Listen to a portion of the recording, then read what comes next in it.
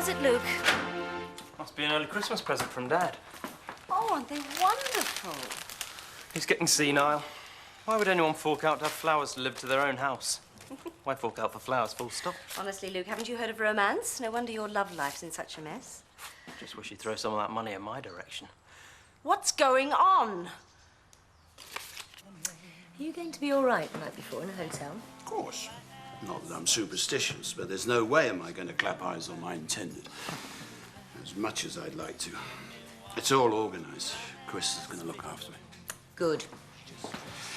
It's a pity that Kathy can't be with him. At least she'll be able to come now that he's back down over Rachel. I think Chris and Kathy saw each other the night before they got married. Who knows why relationships break down? Or get mended.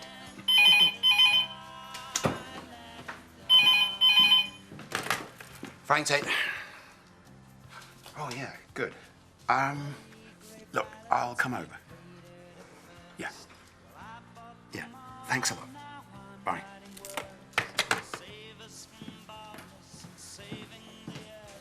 What?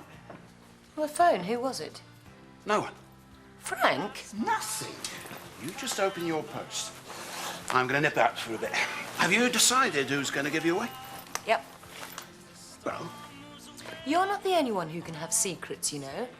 what secrets? Go on. Read it again. But what's the point? Bin it.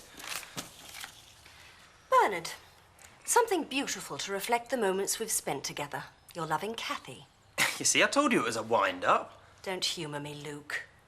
Well, who on earth would fancy Dad? Your loving Kathy Tate, that's who. I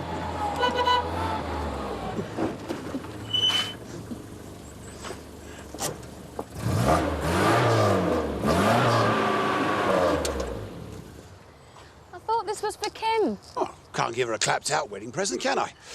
I had to give it a test drive. Definitely. And the verdict? Beautiful. Runs like a dream. She looks better here than in the garage.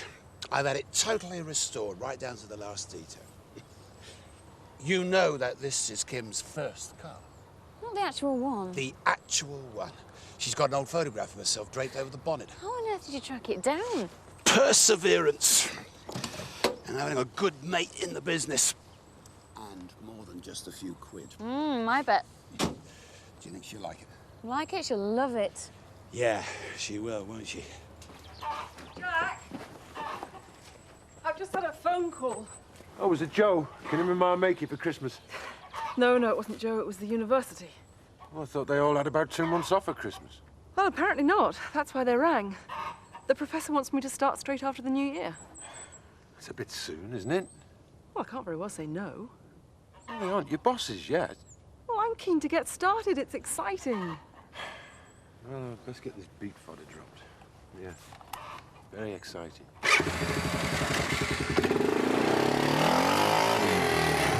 Mum, I didn't know you were back. I got in from Scarborough late last night. How was the funeral? I'm glad it's over. Yeah, I bet. Look, I'm sorry I couldn't face it. It's all right, love. Ooh. I see Frank's got a new toy. It's a surprise wedding present for Kim. It's over the top, isn't it? What's wrong with showing you love somebody? Impressed? I certainly am, Frank. Who did that scratch, though? What scratch? Only joking. Don't do that to me. Right, that's all for this morning. Oh, thank heavens. Soon be Christmas. You doing anything special? Nope. No, we're going to have a very quiet time. The McAllister's household is going to be a stress-free zone. Oh, hi. They're lovely. Roses are my favourite. Something a bit special about them, isn't there? Could I have a word, Bernard? Yes, yes, of course. Come on in. Thank you, Rachel. Thanks. What's the matter? Darling, you shouldn't have. I didn't. They were delivered. Well, for me? Well, who'd send me flowers? Read it.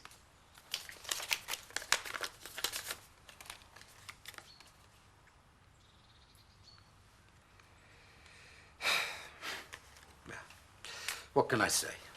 Think of something, Bernard.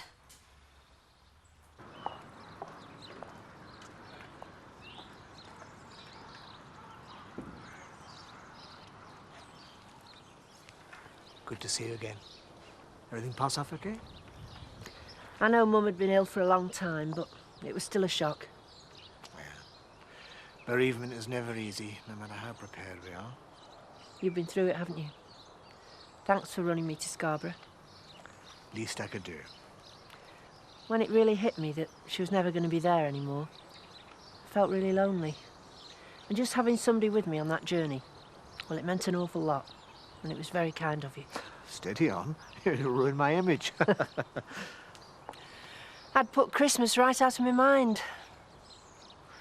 Clown blacked out the whole village. Well, he's trying. Yeah, very. Go on, let's have a drink. Oh, guess what Frank Tate's bought Kim as a wedding present?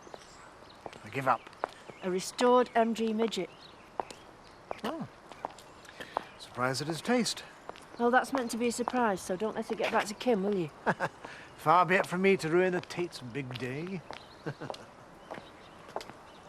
Anything else to drink? No, thanks. I'm just grabbing a quick bite. I'm rather busy, not having an assistant. Must be. Ned's a bit old-fashioned. I think the money's right. Oh, Alan. What do we owe you for those? It's on me. They're my two very good friends. Oh, sure. Thank you. Caroline, I'm glad you popped in. I wanted to ask you... Actually, this might not be a very good time, but... Oh, come on, Alan, don't be so coy. Well, no, I wanted to ask you if you'd accompany me to the wedding, but you may have made other arrangements. Oh, Alan, thanks. I'd love to. Good. Jan, can you cover for me then? Oh, fine. Are you sure you can manage on your own? I just think so. I'll come in as well. Oh, there's no need for that, Eric. No, I'm sure it'd be much more pleasant for Caroline if you accompany her. She's not had the best of weeks. Oh, I'm all right. It's been decided. Well, that's very good of you, Eric. It's much appreciated. Alan, can I have a quiet word? I can show you the ropes now, old boy. No. In private. Right. Well, why don't you go through? You have to find out the causes. And that very often involves talking about very intimate areas in a patient's life. Kathy's hardly been depressed when I've seen her. Quite the opposite, in fact. But of course, you've always been present. It was embarrassing at Seth and Betty's do. But what am I expected to do? We live in the same village. I mean, she isn't just some faceless number in a hospital outpatients. Well, that's pretty clear. Look, I have told you everything that's happened, or indeed not happened. Am I not allowed to offer professional counselling to my patients? Is that all there is to it? Professional counselling? Yes. Well, she doesn't seem to see it like that. You really do have a lot of faith in me, don't you? She's an attractive, vulnerable young woman. All the more reason for not giving her the slightest encouragement. Why haven't you talked about it? And Harrod, you're starting to sound like the General Medical Council. You know that I very rarely discuss my patients with you. It's not a good idea in a small community like ours. We have to keep work separate from home. It's hardly separate when a bouquet arrives at home with love. That just shows how desperate she is. Oh, well, am I expected to feel sorry for her now? No, of course you're not. All right. Perhaps I am at fault. I mean, I've obviously not realised just to what extent she's built this up in her mind. Perhaps you wanted to avoid it. No doubt it was flattering. If I have avoided it, it's because I thought it was best to deal with it as a clinical problem. Now, she's not the first person who's fallen for a doctor's bedside manner. And you're not the first doctor who's fallen for a patient. Just get it into her pretty mixed-up head that she's not going to sort out problems in her life by causing problems in ours. Not so sure about working with Mr. Pollard. Don't let people put you off him, Jan. He can be really helpful and generous. He took the trouble to take me all the way to... final word. Eric? Gotta go. See you later. But what? Mrs. Glover, be sure to be on time, won't you? Get in. What's going on, Alan? Shouldn't think it would come as any surprise to you. You being so thick with our friend Eric. All right, you don't have to tell me. Oh, why not? The whole world will know soon enough. Eric is taking the wool pack from me.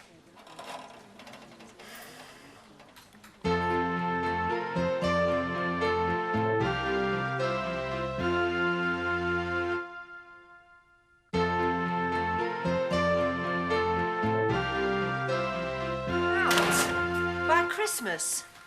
Alan, you must have got it wrong. Now, I know a lot of people think I'm a fool, Caroline, but... Of course they don't. No, but even I can comprehend when somebody points out to me that I'm in hock up to here. Not only does Eric own this place, virtually lock, stock and every barrel, he owns me. Oh, he doesn't own you. Not as good as. How on earth has it got to this point? Well, things just got on top of me. So it wasn't all Eric's doing? Well, when I asked him for help, no, when he offered his help, I didn't think it would come to this, him marching in here and saying that he was calling in my debt, that he would have to repossess the place. Repossess it? He didn't own it in the first place.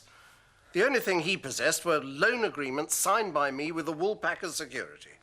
What? I'm going to have to go and talk to him. Oh, there's no point. Now, as he quite rightly says, I entered into these agreements freely. I'm going to see him now. And Alan, feeling sorry for yourself won't change anything. And neither will that, will it? Oh, you're a good friend. So was Eric Pollard, I thought. Robert, you're going to get all muddy. What would you do if I dived in the puddle? I'd tell Seth to hang you up like one of his pheasants to dry out. A laugh like that can only mean one thing. You've broken up from school. Did you go to school? Aye. And Ma said a great big stick. You look as though you're ready for Christmas. I bet you're looking forward to it, especially with little uns. Well, Robert is. Well, it's hard for us to get worked up about it, me and Seth stuck in that caravan. It just won't seem like Christmas. Especially as it's the first one we've had together. Just sitting there, pair of us, with one Christmas cracker between us, debating who's going to have paper hat. Well, come on, Seth. I'm trying to get him organised for this wedding, or else he's going to turn up with his overalls and wellies. I've got a dicky bow. Aye, and a fine sight you look just wearing that. Betty? Yeah? I don't suppose you'd like to come to us for Christmas. Oh, no, we don't want charity. Don't be daft. Robert would like it, wouldn't you, Robert? Brill. Well, what about Jack? Are you sure he wouldn't mind? Of course not. Oh. Right, well, I'll tell you what.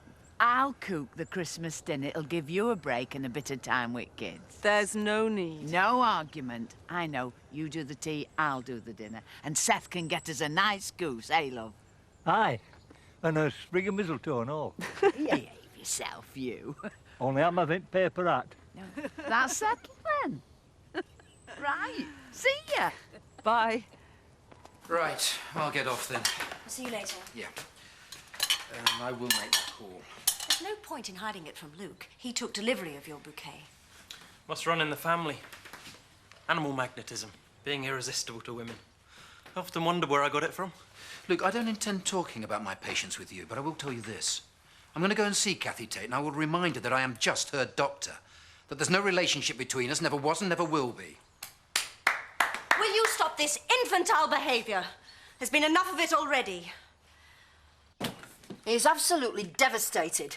And who wouldn't be if they're told they're going to lose everything and be out on the streets at Christmas? Do you feel better now? No, I don't. I want to know what's going on. Well, Alan has obviously had his say, no doubt fueled by half a bottle, wallowing in self-pity. Or maybe he's got good reason. I don't suppose he told you he would have been out months ago if it wasn't for me. He might not have been on the streets. He could have been in jail. Oh, come on. Aren't you making things out to be just a little bit worse than they really are? Am I? Defrauding customs and excise over his VAT, falsifying accounts, flagrant non-paying of bills. Shall I continue? So why does he blame you, then? I don't know. It's a cross I seem to have to bear. It's easier than blaming himself. And because I didn't go around trumpeting the fact that I was helping him, he seems to feel he can slander me. He's not thinking straight, that's why. He's at the end of his rope, and it's not surprising, is it, if he's going to lose everything? Caroline, contrary to popular belief, I am not Ebenezer Scrooge. I won't do anything until after Christmas. That'll give him a few days to sort himself out. And then? I can't keep on bailing him out. I'm already out on a limb financially. As much as I like Alan, I cannot risk the possibility of myself becoming bankrupt now, can I? Of course not. Ironically, even if I did, I doubt that he could resolve his situation. Frankly, he's in a hopeless mess. What are you trying to do now, London? Fuse on and all? I know you'd be happier with gas lamps, Yorkie. Any lamps will do us, as long as they work.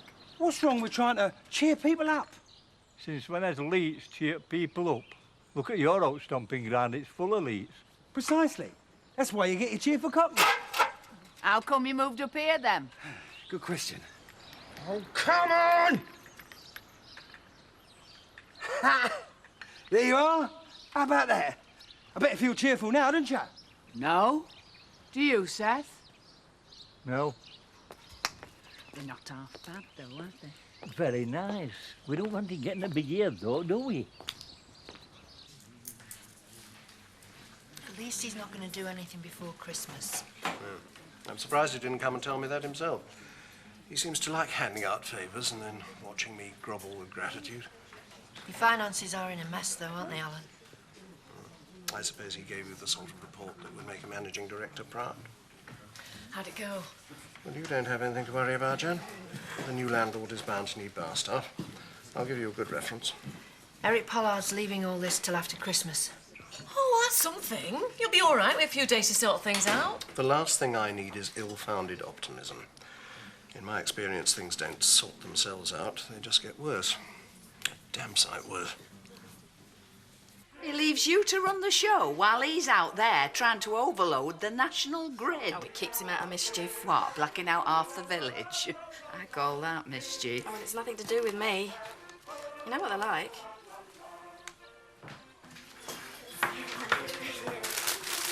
Hang on. What are you doing? We're going out to play. You just come in. We're hungry. You promised to clean your room before you went riding. Did you? Go on, upstairs. Oh, it's not fair. Why have we got to? Because Father Christmas won't come if you don't. He will. He won't, you know.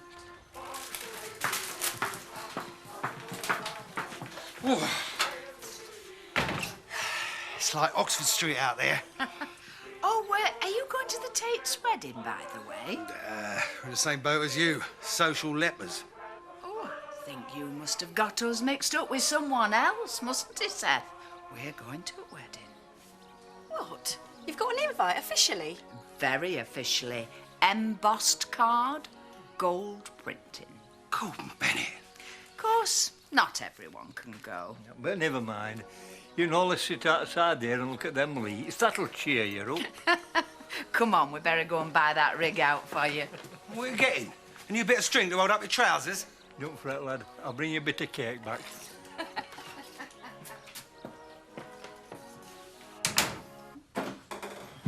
Hi there. Hi. Guess who's coming for Christmas, Dad? Uncle Joe and your granny. Guess again. Seth and Betty. You're a little joker, you are. They are. Oh, that's right. Well, we thought it'd be a shame for them to spend Christmas on their own, didn't we, Robert? You've invited them. Well, only for their dinner. And tea. Oh, what else is there? Betty's going to cook. They insisted on providing the bird. I've got a hen house full of chickens. Seth's bringing a goose.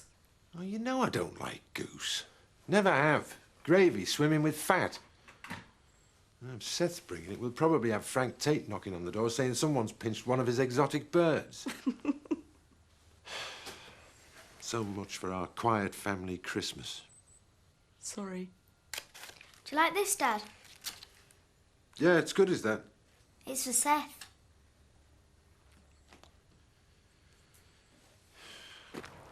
Things can never be cut and dried in the relationship between a doctor and a patient, especially when there are emotional problems.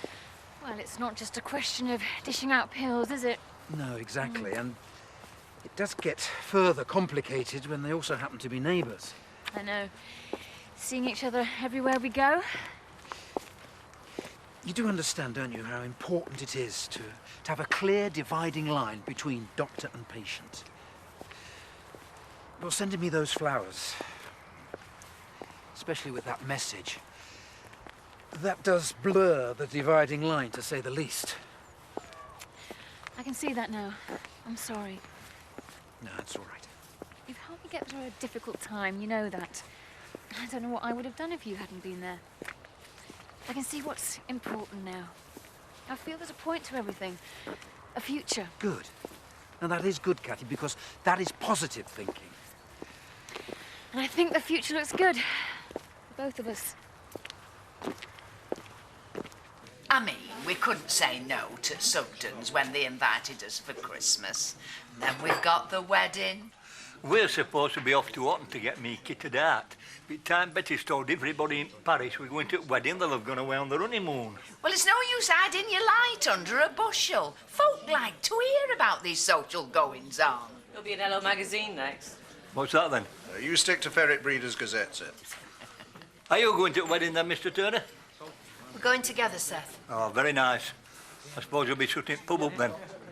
Me and Mr. Pollard are covering. Eric Pollard? Oh, I'm glad we're off to a wedding. You'd better get used to Eric Pollard playing mine host. It's going to be a permanent arrangement.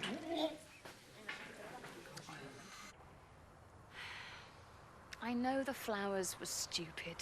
Your wife was bound to see them. I think I might have wanted her to. She's going to know sooner or later. Everyone is. We can't keep hiding our true feelings. And why should we if we're in love? Look, Cathy. I don't want to hurt you. I mean, that is the last thing that I'd want. I know that. Cathy, I don't love you.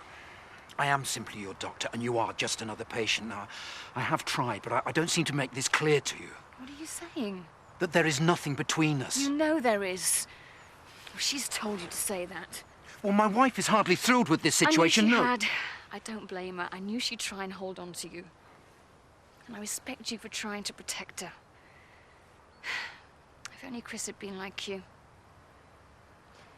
You know, I think she'll come to terms with things when she realizes how much we mean to each other. Cathy,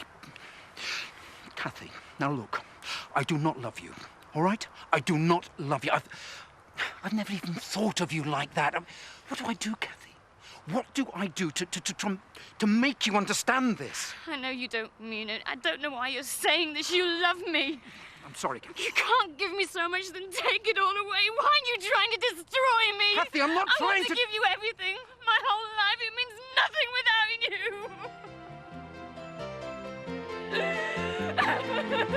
you.